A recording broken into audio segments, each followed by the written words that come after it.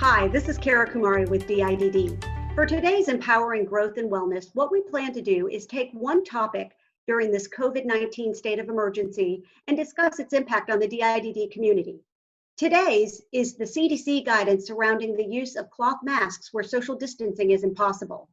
Joining me to talk about this is Deputy Commissioner of Clinical Services, Dr. Bruce Davis. Bruce, thanks for joining us. Thanks for having me, Cara. My question is this: in light of that new CDC guidance to use cloth masks where social distancing is impossible, how should direct support professionals respond in a direct care setting? We had been operating off of CDC guidance up until April the 3rd, and the guidance was basically that there was no need to wear any type of cloth covering or face mask preventively.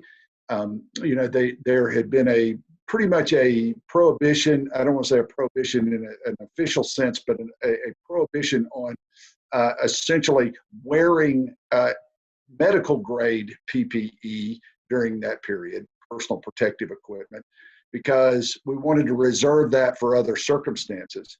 But on Friday, the CDC came out with some guidance that said it was maybe a good idea to wear cloth face coverings when you're in public settings.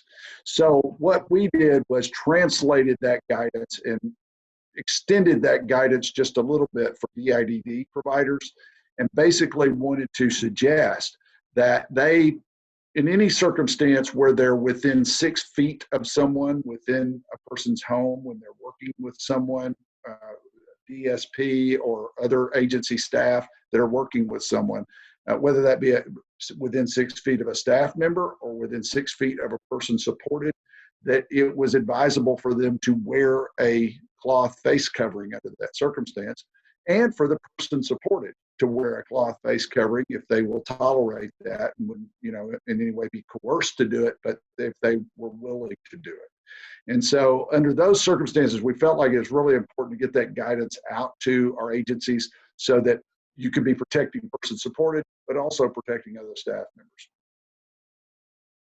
Thank you for that, and thank you for talking about that new CDC guidance. And a reminder that you can find all of the information that DIDD has put out about COVID-19 and the guidance that we've put out on our website. Thanks for joining us.